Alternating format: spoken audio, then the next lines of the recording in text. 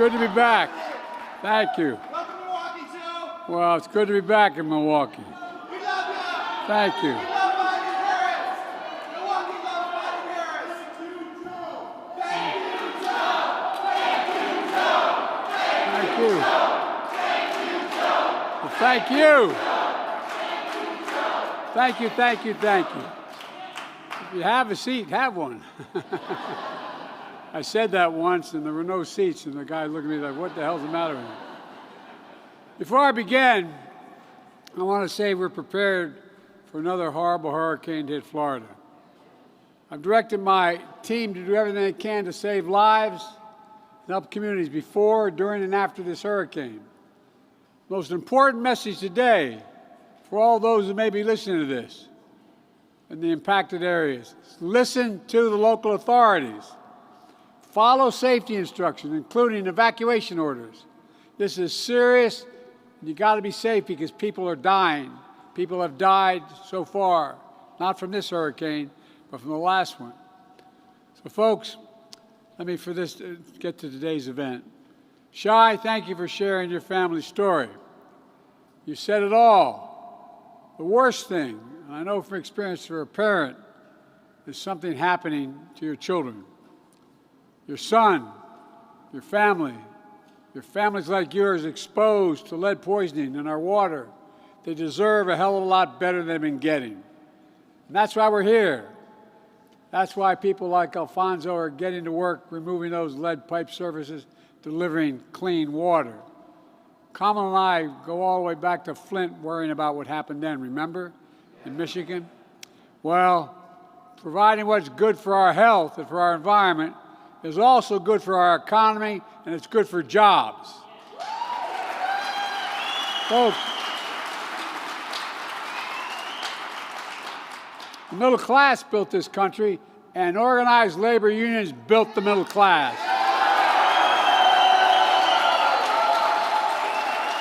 It's a fact. We're lucky to have some great leaders here today who know how to get a job done. Tony's heard me say this before, but I think Tony's one of the 3 best governors in the United States of America.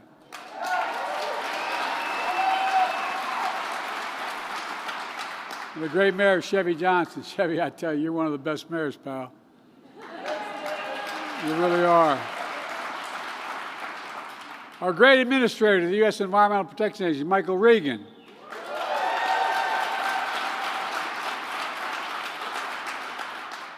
Our great chair of the Council of Environmental Quality, Brenda Malloy. Brenda, where are you? She's out there somewhere.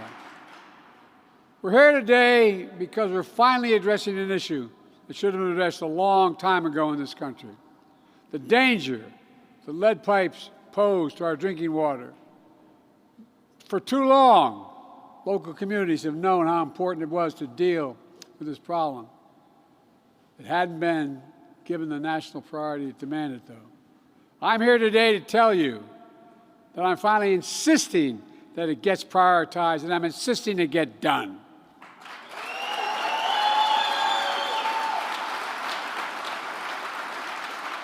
One of the most important things we're doing today is establishing a new rule that every lead pipe providing clean drinking water doesn't provide clean water must be replaced, every single one. Not only are we setting a priority, we're showing up as a partner to get it done. Over the past couple years, we provided billions of dollars to states and communities to address this problem. And today, I'm announcing an additional $2 billion in grants to states and local communities to get the job done. It matters. Folks, people all asking me, why do we have lead pipes in the first place? Probably ask yourself that. How'd that happen? Well, it's because when they were first put in place a long time ago, lead pipes were incredibly durable, and they didn't rust. But since then, we've learned that lead pipes also leach poisonous toxins into the water that lead to terrible health consequences, particularly in the development of a child's brain. Think about what that does to a parent's peace of mind. When I was a senator back in 1986, I supported a law to stop new lead pipes from being put in the ground in the first place. But that still left millions of older lead pipes that were already in the ground, connected to homes, schools, child care centers, and businesses, including some 340,000 lead pipe service lines right here in Wisconsin. And over the years, we've only chipped away at the problem. But chipping at the problem hasn't fully solved it. It's taken too long. It hasn't been given a high enough priority until now. Folks,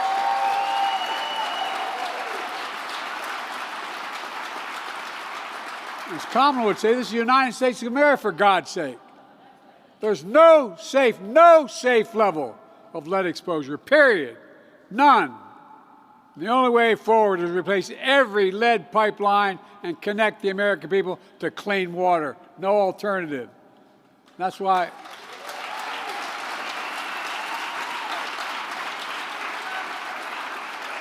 Kamala and I are the first administration to take on the challenge once and for all. And we're delivering. We know safe, clean drinking water is fundamental to the health of our communities, to enhance our economic growth, to basic human dignity. That's why we've already replaced 367,000 lead pipe services all across America. And today, nearly 1 million Americans no longer have to worry about the potential impacts of lead in their water, like Lily Key right here in Milwaukee. She's a nursing assistant protecting the health of others. She actually knows, at work right now. But in her own home, there was a lead pipe threat to her own health and all her grandchildren she helped raise there. She was spending a big chunk of her paycheck on bottled water every month because it was too expensive to replace the lead pipes. But 3 weeks ago, Lily got lead service line replaced for free. How? Because what I call our Investing in America agenda. One of the many reasons Kamala and I fought so hard to pass the bipartisan infrastructure law, which I might add is over $1.2 trillion, was not only to modernize our nation's infrastructure, roads, bridges, ports, airports, transit systems, electric grids, affordable high-speed broadband, but also to get rid of the godforsaken lead pipes, deliver clean drinking water to everyone in their homes, their schools, and their businesses. Right here in Wisconsin, we've invested more than $200 million replacing tens of thousands of lead pipelines. And today, oh, thank you. Today, we release another $43 million for Wisconsin as part of $2.6 billion nationwide to support replacing lead pipe service lines. While the federal government can't do it alone, we're providing the single largest investment ever to team up with states and cities to get the job done together. And I mean team up at every level. Right after I signed the bipartisan infrastructure law, Kamala announced our administration's ambitious blueprint to use every tool at our disposal at the federal, state, and local level to protect our families from lead poisoning. As a result of that work, I'm announcing a new rule, written into law from the Environmental Protection Agency, that requires water systems across America replace lead pipe service in every single one in America within 10 years. Must be done.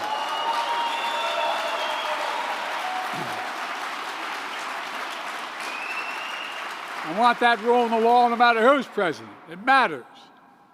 We're seeing the collaboration here with the city of Milwaukee will now replace all of their lead pipe service lines within 10 years, instead of what was projected to take 60 years to get it done. That was the projection. Folks, this is a big deal, as someone once said. It's about saving families from going through what Shai and Lily's families had to go through. Saving hundreds of thousands of mothers and infants from low birth weights and children with lasting brain damage. Protecting more than 1,000 adults from premature death from heart disease every single year because of lead. It'll save lives but it also saves the taxpayers billions of dollars over time. It's about the basics. It's about clean water. To me, it's a simple proposition. This is also about fairness. Nationally, I'm directing nearly half of this funding go to disadvantaged communities that have borne the brunt of lead pipe poisoning for damn too long.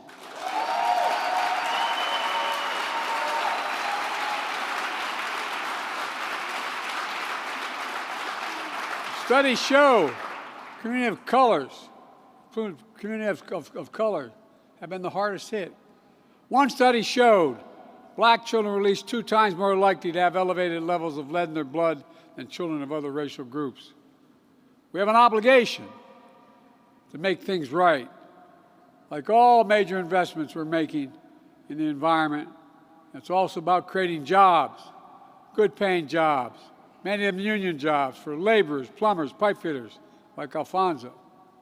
That's why my administration is bringing together the city of Milwaukee's local unions, educators, employers, to create an Invest in America workforce hub right here in Milwaukee.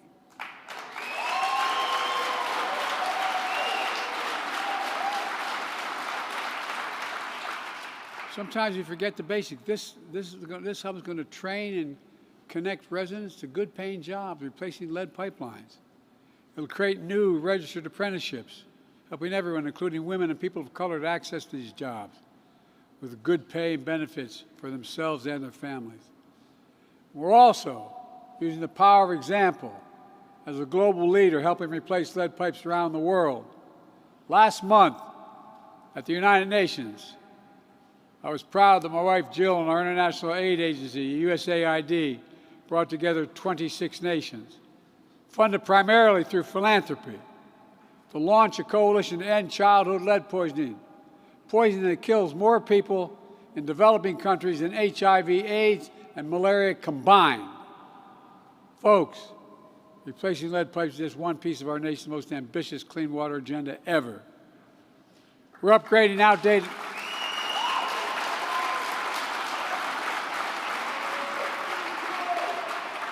We're upgrading outdated water mains and treatment plants, making them more resilient to climate disasters. That means less likely to break down after massive floods and still run when the power grid goes down. We're improving water systems in tribal lands where nearly half the population still lacks clean water. Half the population of tribal lands still lacks clean water. It's outrageous. We're committing to making it right. And as part of my cancer moonshot initiative to end cancer as we know it, we're detecting and removing so-called forever chemicals, referred to as PFAS. These are chemicals that are found in many everyday products, but are unsafe and shown to contribute to cancer and other health conditions. We set the first ever drinking water standard to protect 100 million Americans from PFAS, including folks all across Wisconsin. Folks, what's the government for if it cannot protect the public health?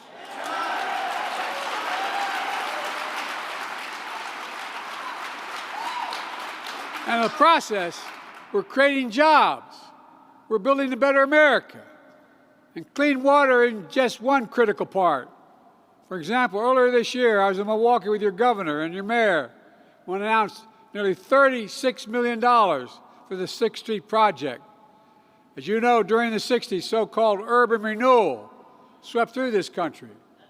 The construction of I-94 and I-43 were torn down. They tore down roughly 17,000 homes and 1,000 businesses were lost, displacing residents and businesses all along 6th Street. Also, so the people outside the neighborhood could drive downtown more quickly. With bike lanes and bus lanes gone, speeding and reckless driving increased, resulting in crash rates 5 times that of the city's average. Locking people out of opportunities, leaving them more isolated from the social and economic life for the rest of the city. But not anymore. We're going to rebuild the 6th Street. We're going to have a future of wider sidewalks, for children walking to school, safer bike lanes for residents and visitors, dedicated bus lanes to get to work faster, new trees to provide shade, modern infrastructure to prevent sewage from flowing into the Milwaukee River and Lake Michigan.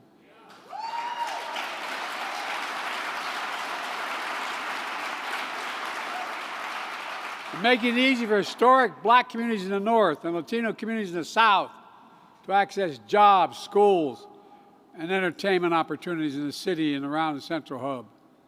This will be life-changing.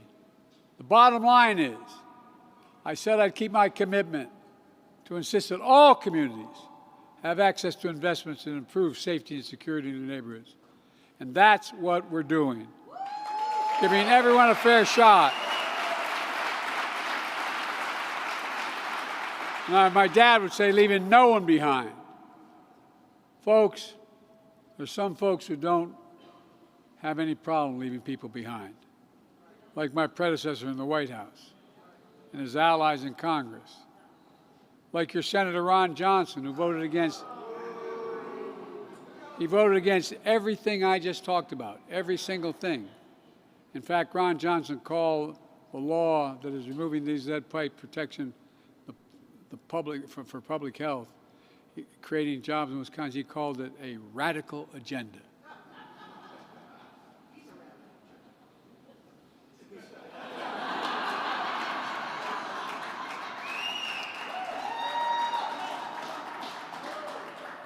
I'm going to restrain my Irish side here.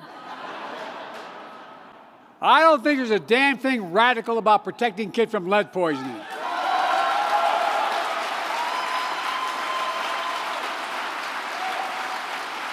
Protecting women from low birth rates, protecting them from brain damage, and so much more. My predecessor, along with the senator, rolled back clean water protections that kept industries from polluting our water and destroying our wetlands. They slashed the Environmental Protection Agency's budget and eliminated important programs that guaranteed clean water. You may also remember, when the last guy was president, he promised Infrastructure Week every week for 4 years.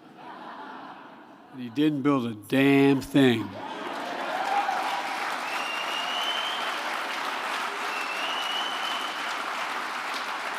Folks, in plain talk, we can't go backwards.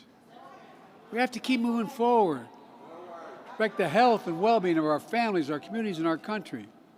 And in the process, growing our economy and creating good-paying jobs. We can't wait any longer. Folks, let me close with this. When folks see shovels in the ground on all these projects that protect people's lives, put people to work, hope they feel what I feel, pride. Pride in their hometowns making a comeback. Pride in America, that we can get big things done when we work together. I've never been more optimistic, and I mean this from the bottom of my heart. I've never been more in my whole life, been more optimistic about our nation's future. We just have to remember who the hell we are. We're the United States of America. And there is nothing beyond our capacity when we work together. So let's keep working together and get it done. God bless you all, and may God protect our troops. Thank you, thank you, thank you.